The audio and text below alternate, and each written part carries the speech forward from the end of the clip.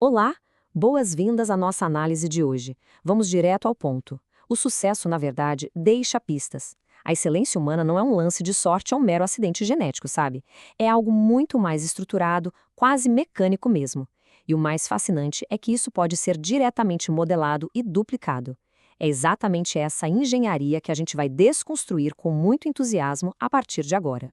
Então, vamos mergulhar nisso. A grande questão que abre o nosso estudo é bem simples, mas muito provocativa. Por que alguns indivíduos conseguem replicar resultados extraordinários com uma facilidade absurda, enquanto outros, bom, com acesso aos exatos mesmos recursos, acabam falhando miseravelmente? Isso bate de frente com aquela velha ideia super confortável de que tudo se resume ao dom ou talento inato. Existe de fato uma ciência por trás do sucesso. E para desconstruir essa mecânica, o nosso roteiro de hoje vai passar pelos seguintes pontos: 1. A ciência da modelagem. 2. A primeira porta, que são as crenças. 3. O curioso fenômeno do escotoma. 4. As origens das crenças. E, por fim, o ponto 5, a espiral do sucesso. Vamos lá? Ponto 1. A ciência da modelagem, ou como encontrar a combinação do cofre. Vamos imaginar que a mente humana é como um cofre de altíssima segurança. Lá dentro está todo o potencial para alcançar resultados de pura excelência. Só que a porta não abre de qualquer jeito. Ela só cede quando a combinação exata é inserida. E olha só que interessante. Se a combinação estiver certa, não importa muito quem está girando os botões, o cofre simplesmente vai abrir.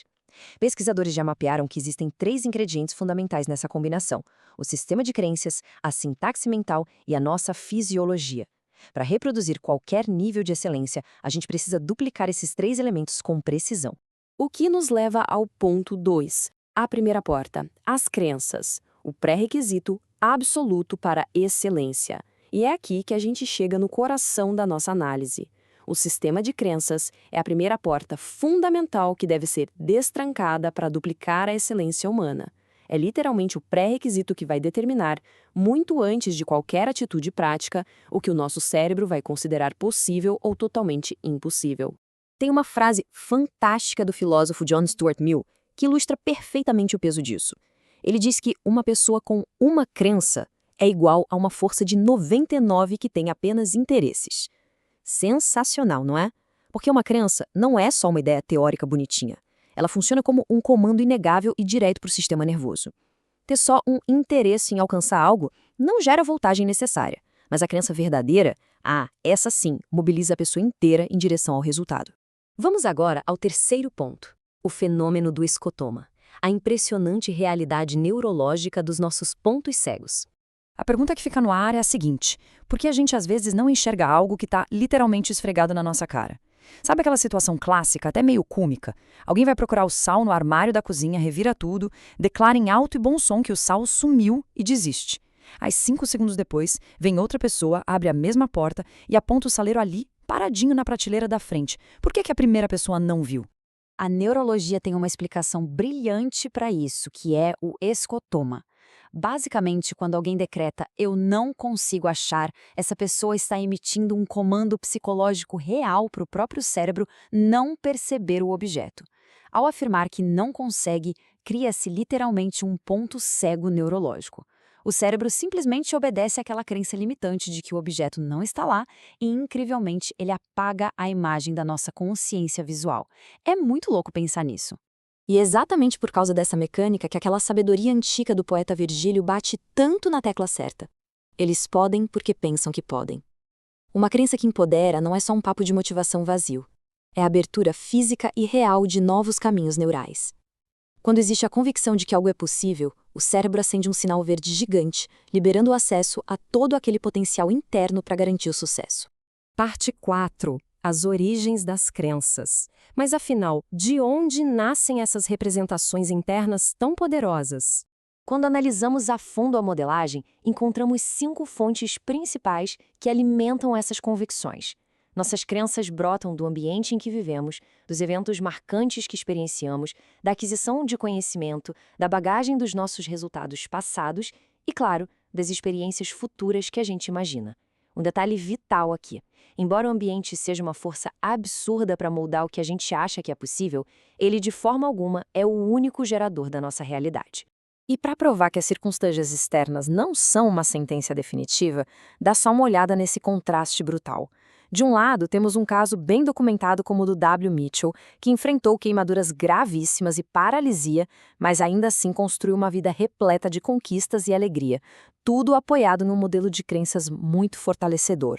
Do outro lado, imagine um jovem na faixa dos 28 anos, forte, com saúde perfeita e super inteligente, mas que vive na miséria pelas ruas, totalmente paralisado por crenças limitantes. O cenário físico era infinitamente mais favorável para esse jovem, certo? Mas o que dita o rumo e a excelência de ambos é unicamente o sistema de crenças escolhido. O que nos leva ao nosso quinto e último ponto. A espiral do sucesso, o verdadeiro motor da realidade.